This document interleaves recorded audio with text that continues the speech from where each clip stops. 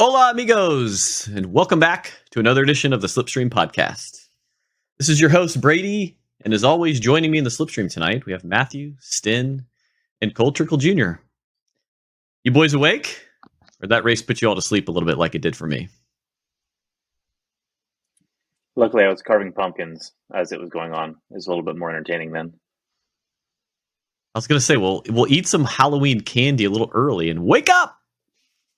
But speaking of Halloween, Stin, how's your Max Verstappen costume coming along?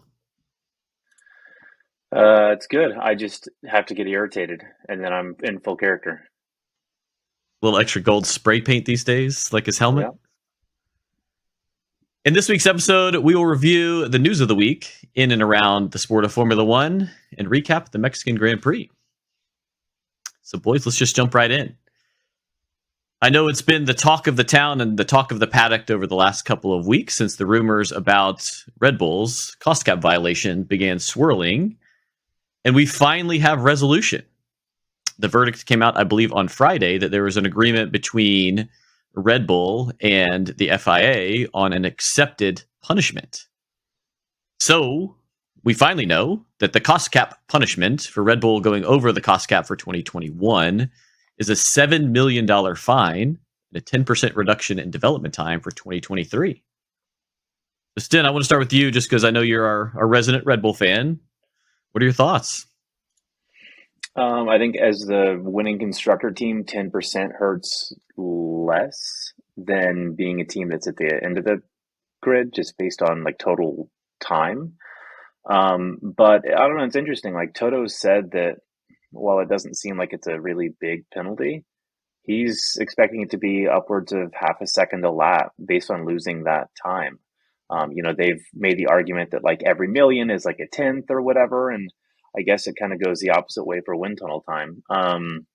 So they had a good car this year. I know that they've already shifted a lot of their,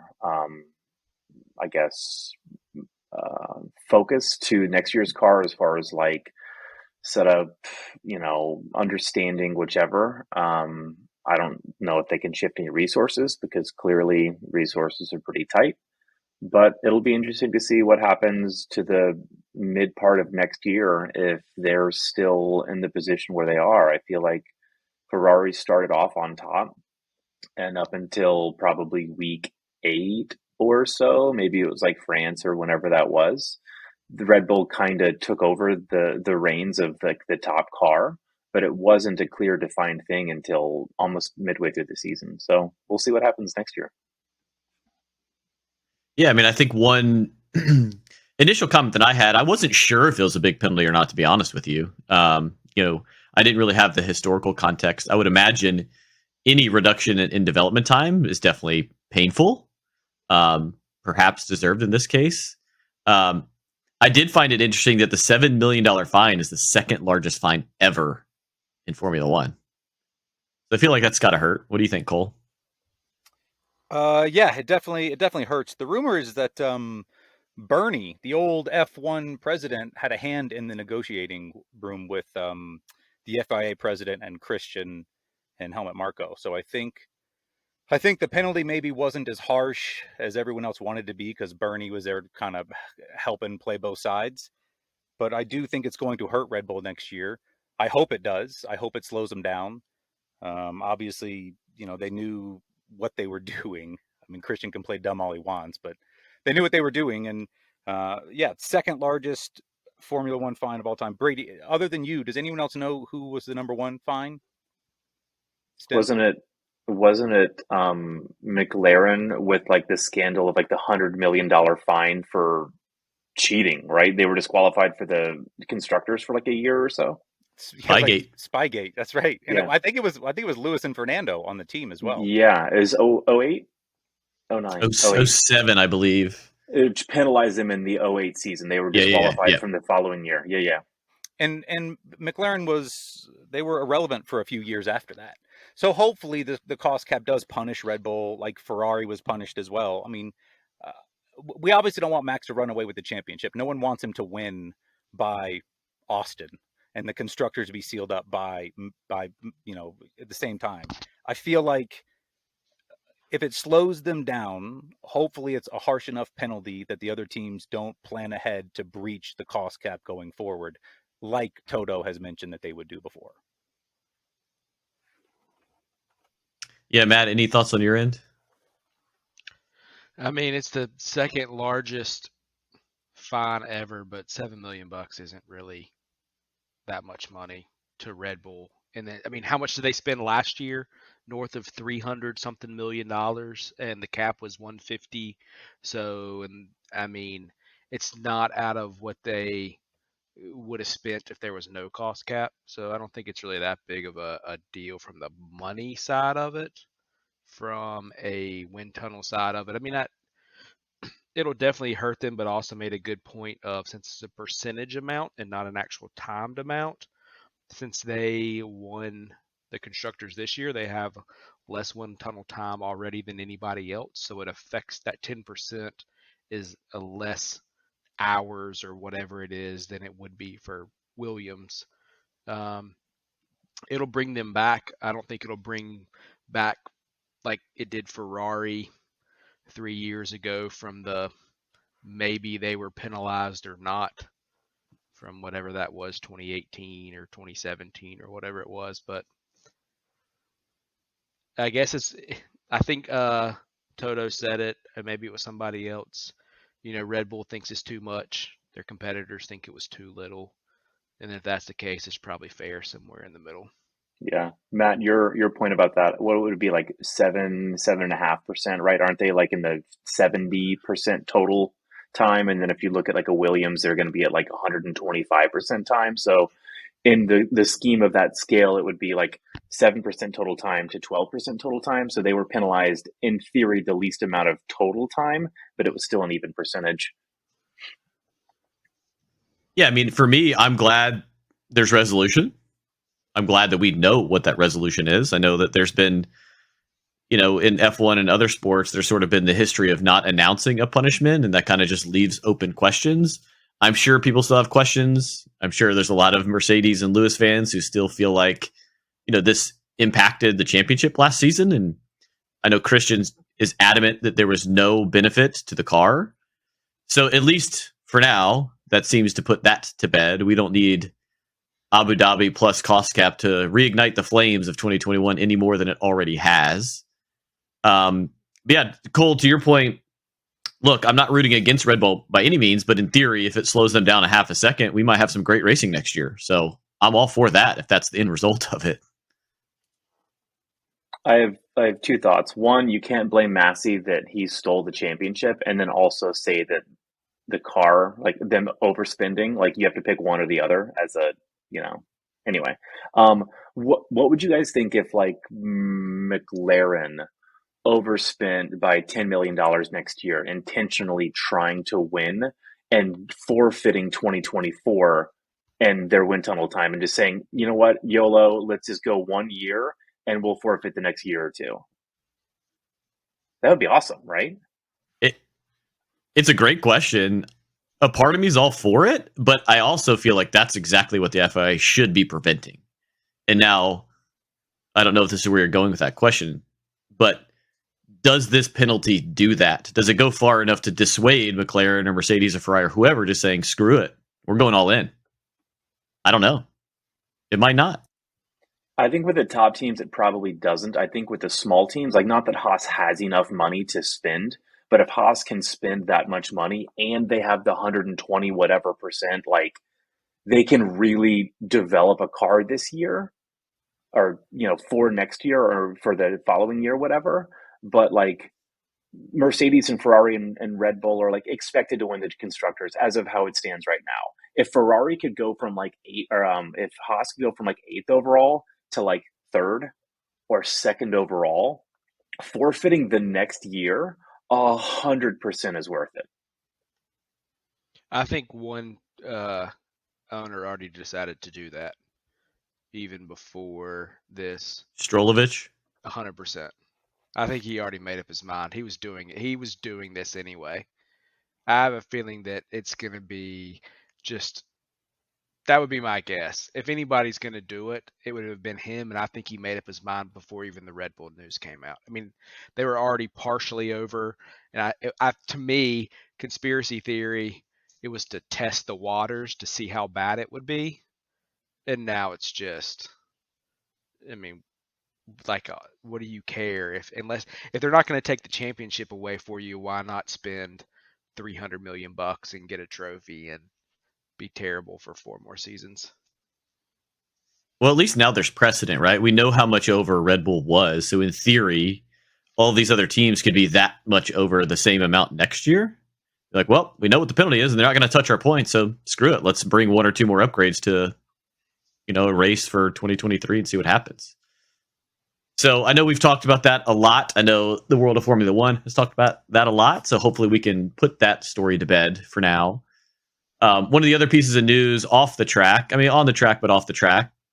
For those that tuned in to our episode last week reviewing the United States Grand Prix, Stin broke a little bit of breaking news with the Alonso penalty going from P7 to P15. That has since been reversed since we last spoke to you guys. And, it's kind of interesting as to why. The FIA didn't come out and say we got the penalty wrong. They basically said that Haas thought they had 60 seconds to turn in their protest. Apparently they were told that by the race director. Gunther was pretty heated during practice. The reality is they only had 30 minutes. So I don't know the exact time frame, but let's say they put in the protest at 47 minutes. It was too late.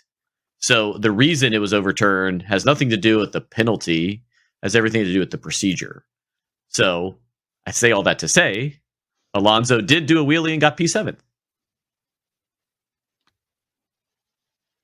So good for Alonso.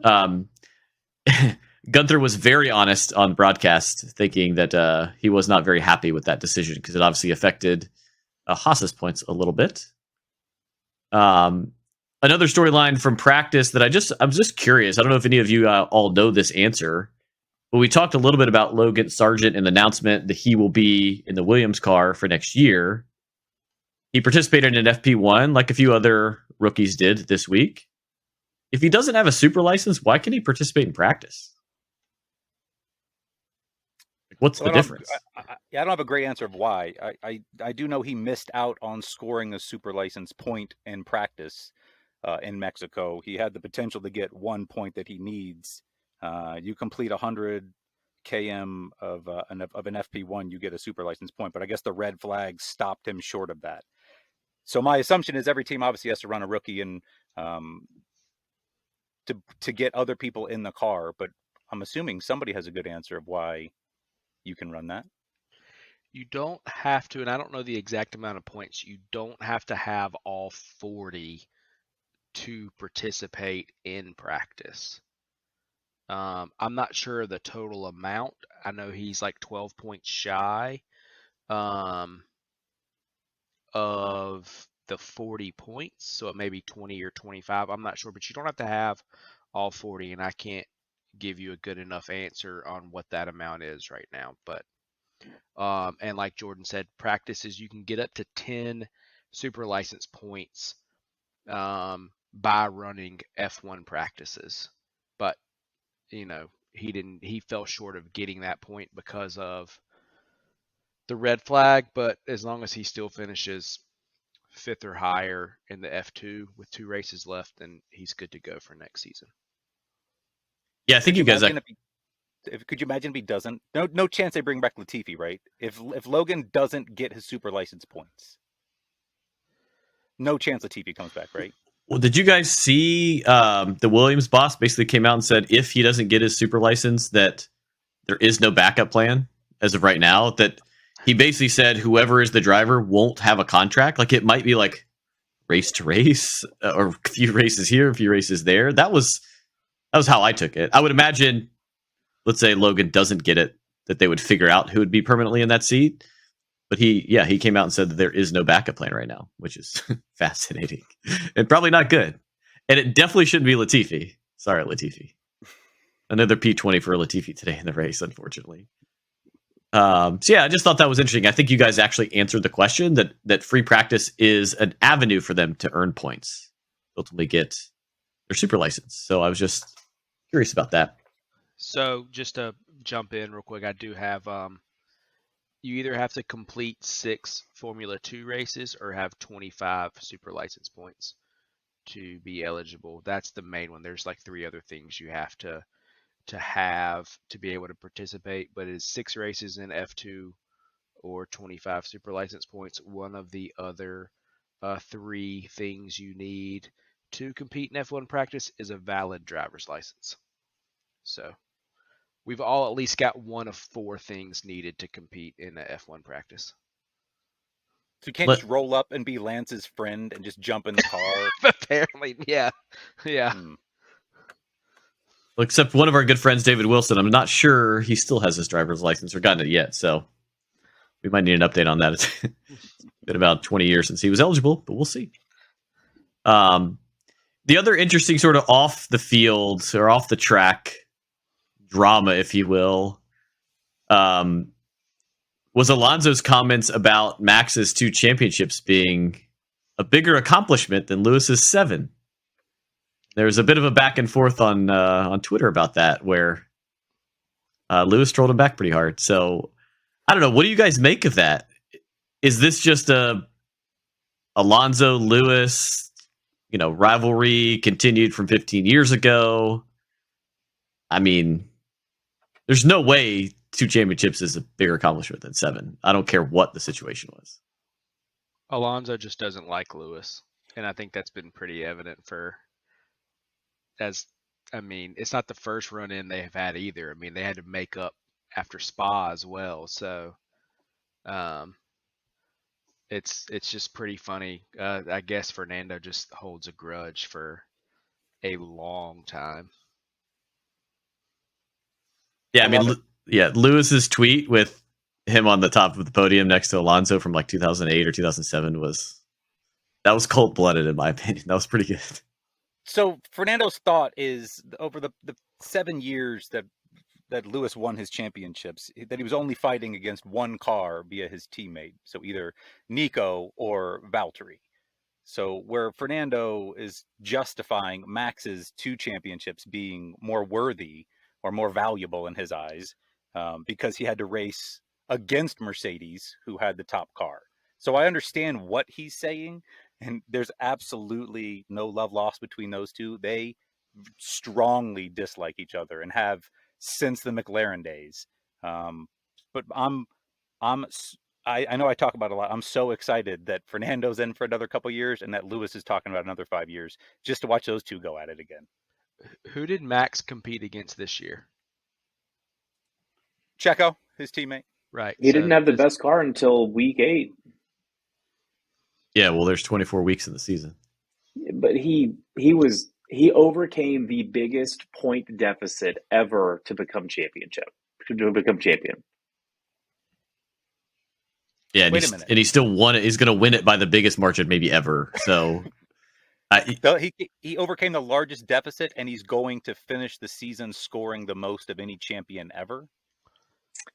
Yeah. He was down 7. That's incredible. He was down 44 for sure. He was down, I think, more than that. So this year, here's a random stat. Points difference between P1 and P2 after 20 races, where a lot of the seasons finished close to 20 races. 2012, 3. 2016, 12.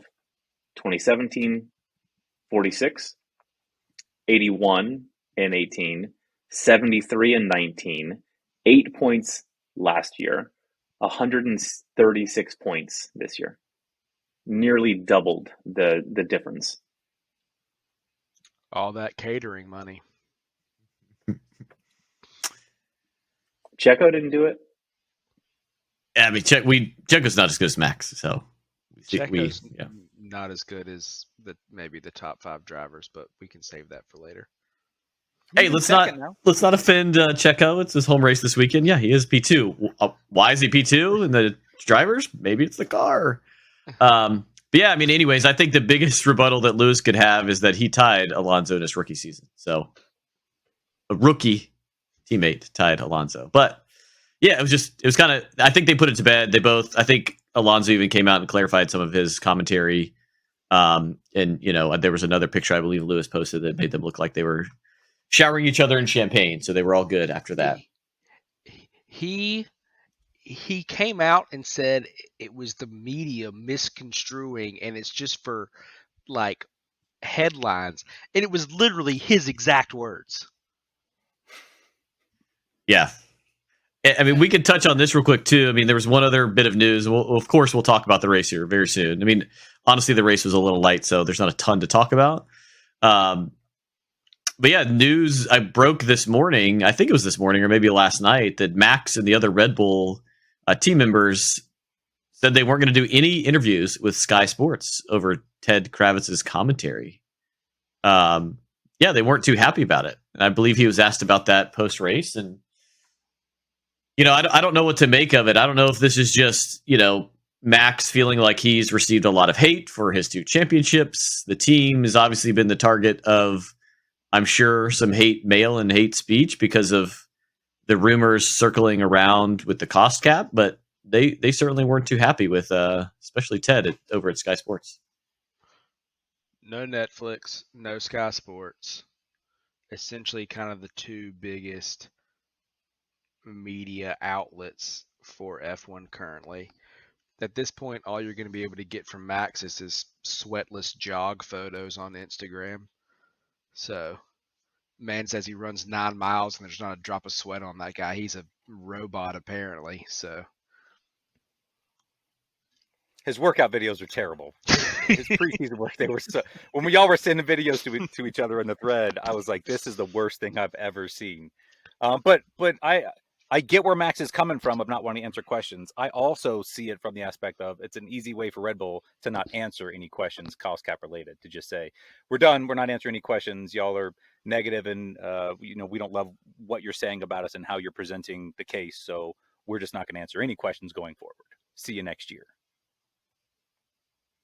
Yeah, look, if I'm Christian, I'm just throwing up trophies, man. I mean, look, they've got drivers and constructors, and they've been dominant this year. So, yeah, I mean, I get it. I'm sure these are long seasons, too. I mean, the amount of questions these guys get. I mean, Stin, or whoever it was before we hopped on here, was just talking about one of the questions that Lando was asked, and he was like, you drive the car, mate. Like, some of these drivers, I just feel like maybe that with the season being so long, their patience is just wearing thin. And some of them are pushing back. Yeah, Ted asked Lando after the race, like, hey, you started in 8th, you fell back to 10th. What happened? He's like, it's 2 spots. He's like, yeah, but you still you fell in 10th place on the start. He's like, dude, you hop in the car, man. Like, what? I still finished. I still got points. Yeah, I mean, I get it. I think a lot of frustration can build over time, especially when you're asked the same questions over and over and over, which I know Max has been maybe since Abu Dhabi, and I know Christian has been since, Singapore or wherever the rumor started floating around with the cost cap. So let's move on the track. No more off the track, although F1 gossip is always a good time. There's always plenty to talk about. Not too many crazy highlights from qualifying. I did find it interesting that there were a lot of sort of rumors and reports that Ferrari reportedly turned down their engines due to reliability concerns. I don't know if that was an altitude concern or just towards the end of the season, and that Ferrari power unit has had some issues this year.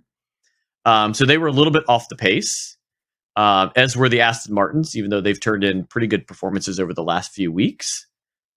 And Matt, your boy Bottas, jumping in P6 this week. Where did that come from? I'm pumped for Bottas. He's had a rough middle 18 races, and he doesn't have to retire early and go to his OnlyFans career. So it can just be on the track, either whether it's gravel, dirt bike riding, or F1. He did say that he may be interested in IndyCar when he's done with F1. So I'm pumped for him. Good weekend for Bottas. I wonder what the going rate is for one of his river photos is. But yeah, excited to see him back. I mean, one thing that I thought of, and us here on the podcast, we play fantasy Formula One on Grid Rivals. And I always like to look at sort of recent history sometimes when I'm building a lineup. And now I understand that Bottas is not in the Mercedes, but he was the pole sitter here last year. So I assumed that maybe this is a track that he likes. And yeah, his Alfa Romeo was definitely on fire this week in at least qualifying. So good to see him back in Q3. I think coming into the season, he had a pretty long streak of always making Q3, which obviously ended. But happy to see some success for Bottas and Alfa Romeo. So moving quickly into the race, as always, we typically do a 1-sentence race review. It was a bit of a snooze fest, admittedly, this week. That's not my sentence. My sentence for this week is, "Hey George, they're not going to put you on softs. So stop asking." And we can get into that. I mean, tire strategy was definitely an important factor this week in Mexico, and yeah, I have a lot of thoughts about that, and we'll get to it in a minute. But George really wanted to go on the softs, and Mercedes refused to put him on the softs until I think it was like lap 69, and he got fastest lap. So yeah, that's my 1-sentence race review for this week. He asked to go from mediums to softs. He asked to extend to go to softs. They realized that's not going to work, and they put him on hards 4, 5 laps, 6 laps after Lewis or so to like cover Checo maybe. And with 10 laps left, he's saying that the hards won't make it. He needs softs. Like, dude, you asked to go from medium to soft for the whole race. You use an entire stint of hards and they don't even last the whole race. Like, he sounds like a child when he's complaining to his engineer on the radio. So I took that a little differently. I don't think he was saying that the hards wouldn't last. I think he and Lewis were saying that the hards weren't the tire to be on. And I'm happy to comment on that. But first, give us your 1-sentence race review. You want mine? Yeah, go for it. My race review would be Alonso can't buy a break, and I'm thankful that the season's ending soon for him. There's definitely lots to talk about on that. But let's finish up around the horn, and we can touch all of these topics. So Cole, what's your 1-sentence race review? Danny Ricciardo all day. Shows up, shows out, starts 11th, finishes 7th with a 10-second penalty. Fired up for Danny Ricciardo.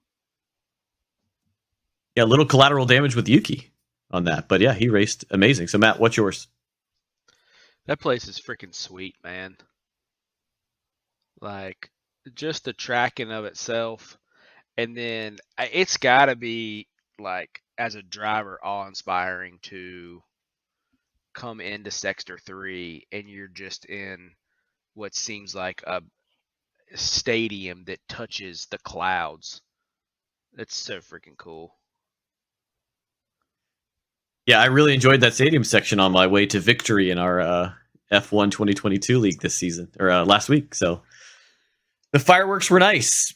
But yeah, just to touch on all these topics, these were kind of the highlights from the race.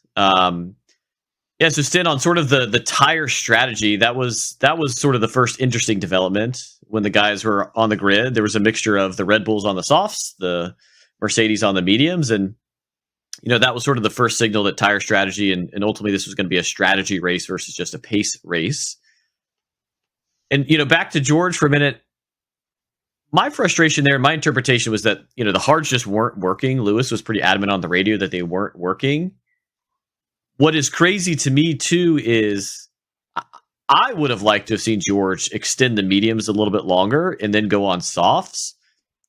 Seb went 40 laps on softs to start the race. So in heavier fuel load, probably higher wear. So to me, there's no reason to think, unless he just didn't have a good set of softs available to him, I don't know why they didn't extend George and just see what happens. I mean, you could look, Cole, to your comment, to roll into Danny Rick. He did that. He went mediums to soft, and he was flying for the last 30 laps. So, I kind of agree with George's desire to go on the softs. I think, he's tried a few times this season to sort of push his engineering team in a certain direction, and they've basically said no, it seems like every time. And he ended up P4, kind of in no man's land. Yeah, I think Mercedes came out. So Lewis post-race in the driver's press conference, the podium press conference, had said that he knew that they were going to be in trouble when they take off the tire blankets and everyone around them is on the soft. And that, he was originally hoping to go from medium to something not the hard. But they went for the hard because Checo had pit earlier and he was coming up to be in Lewis's window, which would have meant that if he didn't pit soon, that Checo would have overtaken him while Lewis was still pitting. So they put on the hards expecting just to be able to make a one-stop work on the hard, but they didn't realize that everyone was making a one-stop work on a soft and a medium. And then I think where Mercedes failed is they didn't try something else with any of the other two drivers. Like they both did the same thing nearly at the same time. You need to split your strategy if you're splitting the Red Bulls and just hope something goes your way. And they didn't try that. To your point on like the Checo part and them being afraid that if they pit him, they waited too long.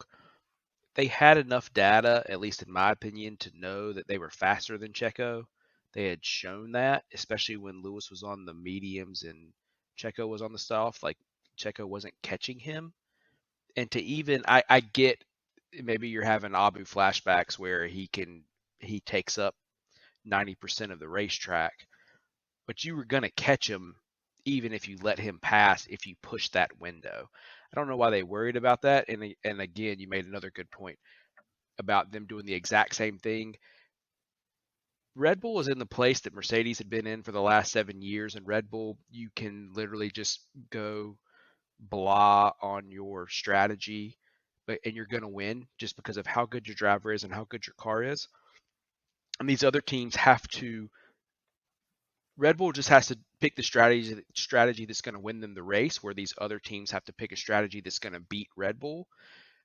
And Mercedes has made a lot of gaffes not being the top car this year with their strategy picks.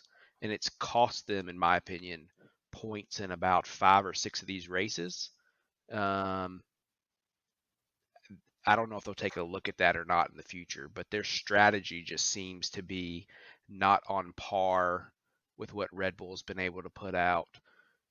I don't want to say Ferrari because that doesn't count, but I mean, I think they're struggling in that area. Yeah, I mean, I always find tire strategy interesting. I think if you just look at the collective end result of the race, I mean, Lewis lost to Max by 15 seconds, right? Over 71 laps. There was no safety car. He was on a worse tire the whole time.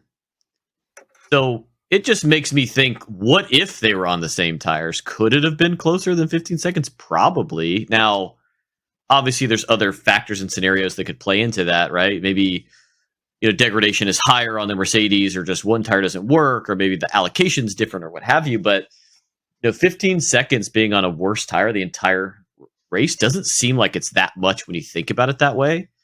And I just would have liked to have seen them try something different. Then I think you make a great point with, they basically did the same strategy with both drivers. If you knew George basically was hanging out for fourth the whole race, and I know his team was imploring him that Checo's tires may fall off a cliff and he may be able to catch him and get on the podium, I would have run him to lap 40 or 45 on the mediums and put on softs just to see what could have happened. Yeah, I think Checo gets second if he doesn't get held up by the Ferraris as Lewis is getting on the new tires. It took him, I think, 2 or 3 extra laps, and Checo was really honest in those interviews, saying that like as soon as he got close enough to Lewis, he was overheating the tires, he was overheating the brakes, he was overheating the engine, and he couldn't stay within that window long enough to be able to really get a good push on DRS. So, I definitely think that Mercedes should have done something differently. But again, my rant earlier, George, and I can go back and listen to the audio. I think I listened to him for a little bit, and I thought he was saying that the tires were falling off and they were just, they were dead. They weren't turning in. The nose was sluggish, whatever. It could have just been that the tire wasn't working well. I know Max had to work on keeping temperature in the tires. That was something that he and GP were working on the whole time, like on the second stint, like put temperature in the tires, make sure you're in the right window. So maybe the hards were that much worse, but I don't know. I mean, George just seems like he complains a lot, and Zandvoort, he got his way and he kind of screwed Lewis. This time he didn't. Toto did take fault post race. He did say that we got it wrong. We did discuss whether a soft to hard was viable, one stop strategy, but a soft to medium was never even on the radar. So he said they were just completely surprised that Red Bull made that work, that they didn't even consider that an option pre-race. Yeah, and so Cole, that's sort of where I go. I feel like I can't remember what lap. I think Lewis pit on lap 29. And there were people still on softs at lap 29. Like, I felt like they had data from other teams. Now, maybe some of those lap times are bad. I don't know what Seb's lap times were, but if Seb did 40 laps on the softs to start the race and only ended up having to do 31 on mediums, you just flip that, or if you have Lewis do that, or George do that, it just felt like, and of course, we're armchair quarterbacking this a little bit, and hindsight's 2020. It just felt like that was an option. Obviously, Red Bull pulled it off. So it would have just been nice to see them go that route. I do always find it interesting, just from a tire strategy perspective, when, and we've talked about this before on the podcast, that this year's a little different, that you can kind of pick what tire you want to start on. It's not, dictated by your Q2 qualifying like it has been in previous seasons. So that throws some variability into the race. I always find it interesting, though, when someone who starts on mediums, whereas other people start on softs, that medium driver is the first one to pit. Like that, without an issue, right? Like not like a puncture or damage or what have you, but Stroll was the first one to come into the pits, I believe, on lap 20 ish. Yeah, like 17. I'm trying to pull up like the analytics, whatever, to see like when those pit cycles happen. But yeah, I was shocked that Stroll was the first person to pit. I'm like, you just completely wasted that use of the mediums and the length that it had. Yeah, I just always, it's like you chose mediums to go for a longer stint, and you still pit before any of the soft runners, which changes probably their entire outlook for the race. So, it's obviously one of the more interesting variables of Formula One. The strategy is certainly important, and tire wear from car to car is definitely different. But I always kind of find that surprising. So yeah, I mean, other highlights. Cole, I know you touched on this in your 1 sentence race review. Danny Rick coming out of nowhere, really. I think the other, issue, if you will, was he did ruin Yuki's race with a collision in turn 6 on, I think it was lap 51, and did receive a 10-second penalty. But I loved that. Watching that sequence of events with Danny all over Yuki, and he went for that lunge. I mean, I loved it. I mean, we were in the cockpit of Daniel Ricciardo, and you kind of like, at least for me, I was kind of like, oh God, like he doesn't really have space here. And Yuki squeezed him. And unfortunately, Yuki's tire rolled over the front wheel of Danny Rick and ultimately led to a DNF and a 10-second penalty for Danny Rick. Yuki's not had a lot of luck, but he didn't leave a lot of space either. I mean, it was very clear that Danny was there. And even I think post-race, Danny said that he watched the review and he said, I'll take some of the blame, but he's got to take some of it as well. But it is pretty incredible that he finished 7th after having a collision like that. But poor Yuki, another race, he DNFs. Yeah, so good on Danny Rick. I know we've talked a lot about him, and the fact that he doesn't have a seat for next year and is hopeful to return and maybe as a reserve driver for next year. I think goes after Austin. He, for maybe one of the first times in his career, looked honestly depressed. Like, I don't know how much more I can take. I try to be positive, and I think he said Austin was one of the least fun or worst races of his career from a pure enjoyment perspective. So I don't know what it was. I don't know if it's just, good mood, good track for him. I don't know if that 10-second penalty lit a fire up under him, but, he drove the wheels off that car, and ultimately the 10-second penalty didn't matter because he was at least 11 or 12 seconds clear of, I believe, Ocon behind him, and got himself a P7 finish, which was great. sort of the only tease of any kind of safety car, virtual safety car issues was Alonso's DNF on lap 51. Or no, excuse me, 65. But right before that happened, he had a very interesting radio message. I believe it was after Daniel Ricciardo and his teammate Esteban Ocon passed him. We heard a radio message from Alonso say, "Unbelievable season, unbelievable." Sid, what do you think that was all about? I have a list in front of me of kind of what's happened to him, and I'm referencing two sheets because I'm decent with the flag maps, or like the flags, but I'm gonna. So first race, Bahrain, engine problem. Saudi Arabia, engine problem, first DNF. Australia, hydraulic failure in qualifying, bad luck in the safety car. In Italy, he was hit by Schumacher, second DNF. Miami, slow pit stop, loses points due to post-race penalties. In Spain, he had traffic in qualifying, had to take a fourth engine already, now on the seventh race. Canada, engine problem, started second, 2 VSCs, did terribly. Britain couldn't finish his qualifying. Austria, broken floor, DNS in the sprint race, like hit by Hamilton in Spa, blocked in Q2 and eliminated in the following race. Hungary, third DNF. Like, his list is unbelievable how unlucky he has been. Yeah, I mean, I know we saw him be a little bit of show a little bit of animation after the DNF. He got out of the car, and there were slow-mo videos of him punching the air, and he was not happy. Obviously, going down the straight, 65 laps into the race with your engine blowing is not a good way to end the race. And based on what you just said, Stin, he's had his share of it. So, we don't know obviously all the behind the scenes, but maybe that's one of the main reasons he's headed to Aston Martin next year. Yeah, I mean, part of the reason he left for Aston Martin was because Stroll dropped him off a hefty amount of cash. But it does almost seem like, Lewis got fed up with McLaren because of all their reliability issues.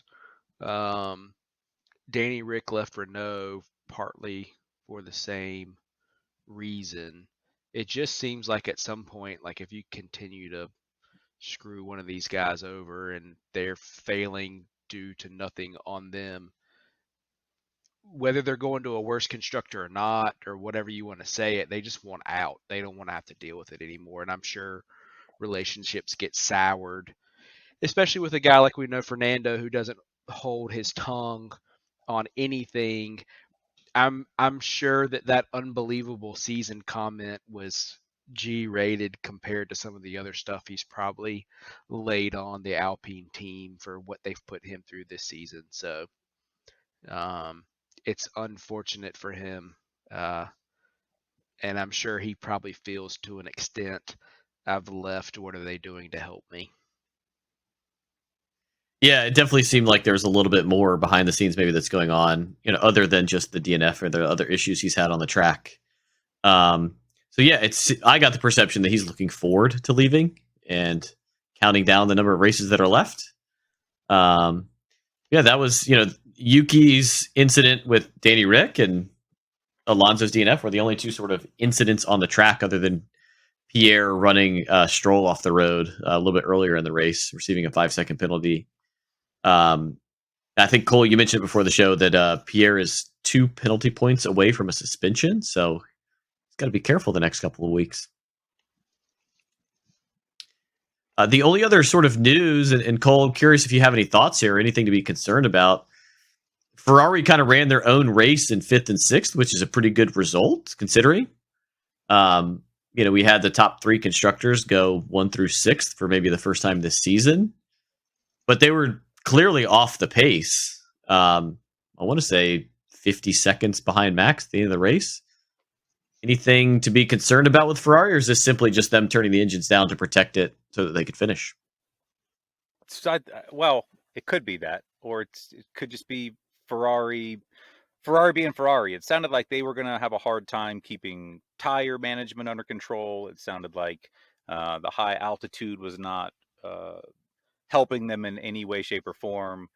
But Ferrari has been on the downslide for maybe months, maybe more than half the season. So not surprised at all that that's happening. It will continue to happen because Mercedes continues to step up. But I think I've not looked, but I think Ferrari is probably still second in the constructors. I still believe that Mercedes will pass them if they have not already. Checo has already passed Charles in the driver's standings. Ferrari just, at this point, you're going to pack it up and pray for the best for 23, and that the wind tunnel really affects Red Bull, because you started great. And I mean, I don't think there's been a bigger disappointment in a team than Ferrari with how they started to how they finished. Yeah, so just looking at it right now, they still have a 40-point lead on Mercedes. So with only 2 races left, they'll probably hold on to that unless there's a DNF.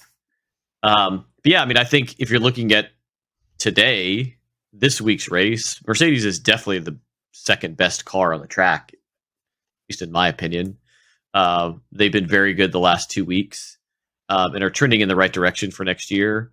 So yeah, it was just kind of weird to see them not really relevant. It's not like they weren't irrelevant. I mean, they were there in 5th and 6th, but they never challenged for anything this week. Yeah, they were there.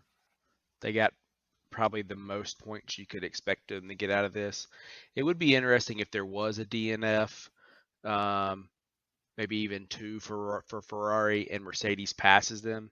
If Mercedes passes them in the standings, and doesn't win one of these last 2 races, I believe it'd be the first time since 2004 or 5 when the number 2 team in the constructors didn't win a single race. And that season, the team in first place won all but 1 race, and the 1 race that was won came from like the 7th place constructor. So it'd be not record breaking, but kind of interesting if Mercedes was able to pull that out. I mean, I said it 2 months, 3 months ago. Ferrari will have gone down as the best car to not get first or second in the championship. Like, they were the number 1 car for at least the first 2 months. 40 points is still a lot to make up.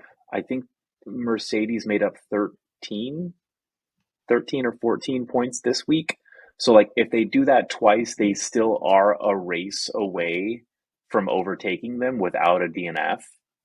But you know Charles is good for something. You know that Carlos is good to find some gravel somewhere. There's a decent amount of gravel, at the next, Brazil maybe. Yeah, we didn't talk about it too much, but Leclerc did have that accident in FP2 where he crashed. So I think he and Sainz had trouble with that turn. Clearly, Leclerc had more trouble with slamming it into the wall. Luckily, he didn't have to take any grid penalties for that. But yeah, I mean, other than that, it just kind of felt like, Matt, to your point, that Ferrari was there, but they weren't really in it. So yeah, maybe that changes in Brazil or Abu Dhabi, but yeah, they've had a good season. I think coming into this year, if you had told them they'd be P2 in the constructors, they'd probably take it. So that's where they are for now. Will they hold on over the last 2 weeks? We'll see. But speaking of records, don't want to gloss over the fact that Max won yet another race this week. Surprise, surprise, in his gold helmet and everything. So he went on to break the record for most wins in a single season. I think he surpassed Sebastian Vettel and Michael Schumacher with 13, and now Max has 14 and is alone at the top of the history books. Obviously, the seasons are a little bit longer now than they were in history, but that's not to take anything away from Max. I think Red Bull has won 9 straight races, which is also a record for them. So, Matt, I don't know if you want to put this into historical context, but what does this 14th win mean, and how does it stack up in the history of Formula One? Yeah, so it's the most ever, like you said, beating Schumacher and Vettel. There's only been 4 drivers to win double-digit races in a season, and that's Max, Lewis, Vettel, and Schumacher. So you're already in the discussion of like top 5, 6 race car driver at that point. He's won 70% of the races. The highest win percentage in a season is technically Alberto Ascari. That was back in 1952. There was only 8 races. He won 75% of them. He won 6 out of 8. So if you want to go into modern terms where you're racing 15, 16, 17 races a season, Schumacher in 2004, when he won 13 out of 18 races, which puts him at 72.22%. Max can surpass him in that. He'd have to win in Brazil and Abu. That'd get him to 72.73%. So if you want to go, he's already got the total, which total in and of itself to me is a high achievement. 22 races in a season is a lot. The travel is a lot. The toll it takes on your body is a lot. So to win 14 of those is incredible. If he can take the win percentage portion of it too, there's really no doubt that it's probably the best modern season ever run by a race car driver. It'd be hard to dispute that. There'd be no statistic that you could take away from him if he goes 16 for 22. I don't know if he will, but it'd be hard to debate that if he could do it. Yeah, and Cole, I think you mentioned this briefly earlier, but the other record that Max broke or achieved this week is the most points ever in a single Formula One season. Now, obviously, the point structure has changed over time. Number of races are more. Still impressive. So, kudos to Max. Impressive, yes, but I am a Max fan. Let's ask the question.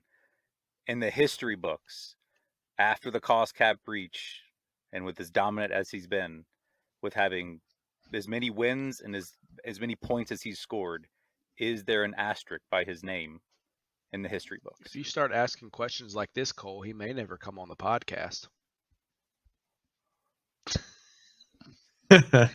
Yeah, I don't. Well, I bet Austin could sway him back in. Yeah, I think there's at least something there. Maybe it's a dull one. He's won by so much. Maybe it's like somebody put an asterisk and then they erased it, and so you can still see the imprint on the paper, but it's not truly probably one, just with how much he's won by. 20 or 21, which season has more of an asterisk on it?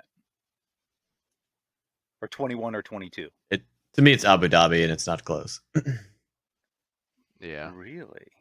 I hate that one lap is what is deciding everyone's opinion on all of 2021. That's my thought. I feel like, they clearly cheated this year, and that's why they're so dominant. They had one good call last year and happened to win a championship for it. To me, the cost cap just exacerbates the issues from last year, and I don't really want to get into that because we could get on this tangent for a long time. But yeah, Austin, I understand the point about one lap, but Lewis was winning that race by 13 seconds before the Latifi accident, so he was going to win that race. There's no doubt about it. He was going to win that race, and that race ultimately decided the championship. Sure, a million other things happened before that race, but yeah, that there's definitely changed it. However many, there's 1,700 laps or whatever that happen. More than that, probably 2,500 laps that happen in the race or in the season, whatever. Like, it's no. But nobody. It's not just one. Look across other sports. No one remembers all that other stuff. They remember the walk-off home run in the bottom of the 9th of the World Series. They remember. Oh no, pick 6. That's what everyone remembers. Clearly remember Lewis putting it into the wall in Imola at the same time that Bottas and George collided, and Lewis lucked into a red flag, repaired the car, and ended up getting second place, like when he should have gotten no points at all. So no, Not I mean, his there's all fault. kinds of stuff that happens. Definitely not his fault. But yeah, look, Cole, I think another way to answer your question, I think if Max ends up with 6, 7, 8 titles, no one will remember the asterisks. I think they'll remember him as one of the greatest of all time, which he seems like he's on his way to be. Obviously, all of that's still fresh. I mean, we still talk about Abu Dhabi, and it's almost been a year. So the further we get away from that, the easier it'll be to not really question his talent and his achievements. Of course, right now there's questions.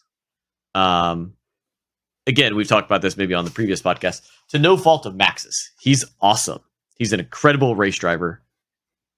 He's having a historically great season, and I don't really want to take anything away from that.